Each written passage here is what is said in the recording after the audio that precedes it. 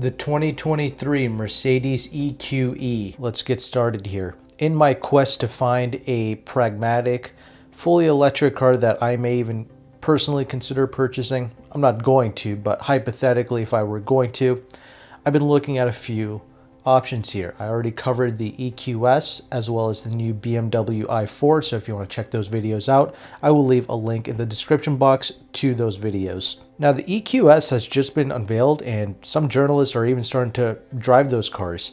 And it's been released that that car is going to start at around $102,000.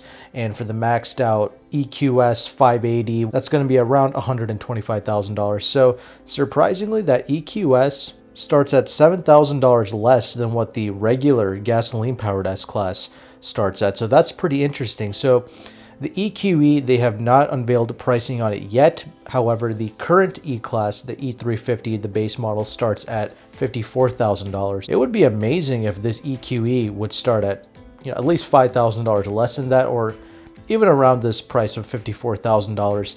That would be great. That would be something that most normal humans will be able to purchase or to lease. Versus this EQS, I mean, six figures, that's still just a ridiculous sum of money. And if I am going to be talking about the gasoline-powered cars, the S-Class truly is one of the greatest luxury vehicles ever created. However, the E-Class, for the price that it comes in at, almost half the price, is an incredible car. I drove the E350, the regular gasoline-powered one, and I had a great time driving it. My only drawback that I had with it was the lack of rear leg space, which this EQE completely solves. The overall wheelbase of this EQE is about 3.5 inches shorter than the EQS. Not a massive difference, but I'm more concerned with getting an affordable EV that can actually fall in most people's budget. So let's get started here. The EQE, the 350 model, is going to have 288 horsepower and about 391 pounds-feet of torque. With AC charging, it's going to take about 8.5 hours to fully charge it, and with fast charging DC charging, it's going to take about half an hour to get 80% or so power. It's going to be riding on its own EV platform. All the batteries are going to be mounted below, like with pretty much every EV car. They have addressed NVH, sound deadening, all these things. However, like with just about every Mercedes-Benz product, I highly recommend getting the Acoustic Package. And what is that? That's basically the acoustic laminated glass, further sound deadening and foaming and padding around the sunroof areas, things like that. It's really a must with a Mercedes-Benz product, especially if you're buying something that's below an S-Class, like the E-Classes, the C-Classes, etc. Because what I notice with the gasoline-powered Mercedes-Benz products that do not have this acoustic package is they usually tend to have some wind noise at the highway speeds, which, let's be honest, when you pay this type of money, that is kind of unacceptable. So make sure to get that acoustic package that's going to be available with this new EQE. Now, the power figures seem rather pathetic, especially on paper, like 288 horsepower.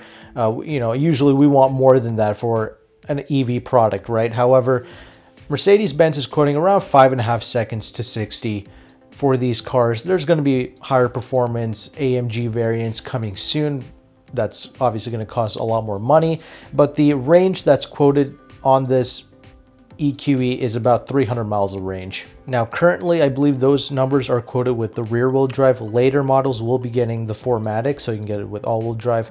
You can also get air suspension as an option, and you can also get up to 10 degrees of rear-wheel steering also as an option. So a lot of the things that you get with the EQS or the S-Class models, it kind of got trickled down into this EQE, which is great to see. And if the price point is appropriate, then this could be one of the best values in the EV market, because I do like the interior on these cars. They do look good. The ridiculous screens for these electric cars, it kind of matches. You can optionally get this thing called a hyper screen, which is, I believe, like a 56-inch screen, OLED screen that kind of runs across the vehicle. And again, that's an option. That's two 12.3-inch screens, one for the gauge cluster and one screen for the passenger, so they can play around with that while you're driving. And you can also get, from my understanding, a 17.7-inch screen as the primary infotainment screen in the middle. And you kind of add all that up as one big screen, then it becomes 56 inches. However, again, that's optional. You have optional HEPA filtration as part of the Energizing Air Control Plus package, and that's supposed to eliminate up to 99.75% of particulates in the air. And when you do get the hyper screen, that's actually a scratch resistant screen, and it's also going to have 8 CPU cores, 24 gigabytes of RAM, and the screen is actually going to have a total of 12 actuators located under the touchscreen for the touch haptic, fingerprint sensors to trigger the vibrations, etc. That is nuts, and this is, I'll just say this right now, this is going to be a vehicle that you lease and you discard, because these are still the first generation EV products from these manufacturers, and I don't know what's going on here. Maybe these manufacturers have some type of an agreement, but all these cars seem to be running around 250 miles of range to 300 miles of range. Aside from the EQS, which does nearly 500 miles of range, and who cares because it's a six-figure car that nobody can afford, the rest of the cars that we seem to be able to purchase or buy, they all seem to do like 300 miles of range. Once these batteries, this is a lithium ion battery, I think it's a 90 kilowatt system. Once these batteries are capable of exceeding 500, 600 miles of range, 1,000 miles of range, these first generation EV products are going to be absolutely worthless. They're going to tank in value like you've never seen, my friend. So lease it and then discard it and then purchase a new one whenever that comes out. That's just the way to roll with these new EV cars if you want to take advantage of it and you want to be a first adopter. Now, the body of this is obviously very aerodynamic. I mean, you see the shape of this thing, it just looks like one big egg. It's got a very kind of soulless design going on here. Very funny looking car. That's one of the things. I don't know. Comment below in the comment section. Let me know what your thoughts are on all these EQ models. They all look very strange, from the EQS down to this EQE. I don't know. It's something that I need to get used to, but they are very aerodynamic. The EQS has a coefficient of drag of about 0.20. Just about every Mercedes-Benz product is very aerodynamic. Like the A-Class, the current A-Class, it's like 0.22 coefficient of drag, and this should be around 0.2 as well. But one of the things I noticed is the trunk space. The trunk space seems to be a little bit more limited here. It's not like the EQS where you got a large hatchback like you get with like a Panamera or a Kia Stinger or an Audi A7. No, this is a traditional trunk. You can fold down the seats. However, I would have liked to see a hatchback similar to the EQS. That would have been great. But this seems to be fine. I mean, it can do, but I just wanted to bring that to your attention. I'm just happy that the rear legroom is large and accommodating. And because it's a Mercedes-Benz product, they have taken safety into consideration, just like all their cars. So one thing that most reviewers don't talk about, I mean, even with their gasoline-powered Mercedes-Benz products, they are a steel unibody chassis, and so they tend to be very safe, their cockpits anyway.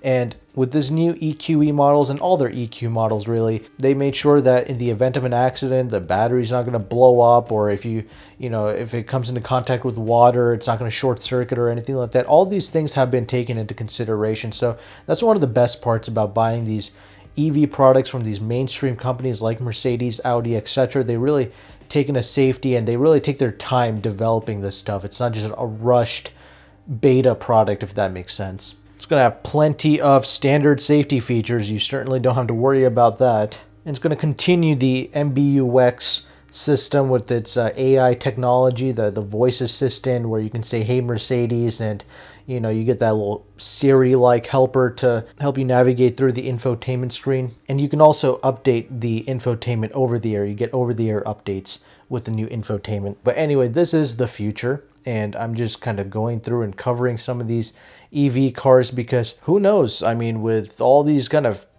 hacks and gas shortages and all the other nonsense that they're kind of pushing onto us, I just want to know and be aware of what kind of EV products are available to us at a relatively affordable price. Because this is the narrative and this is the future that they want to keep pushing on to us. I do like Mercedes-Benz cars, at least our gasoline-powered ones anyway. They seem to be very enjoyable to drive, especially the E-classes and up.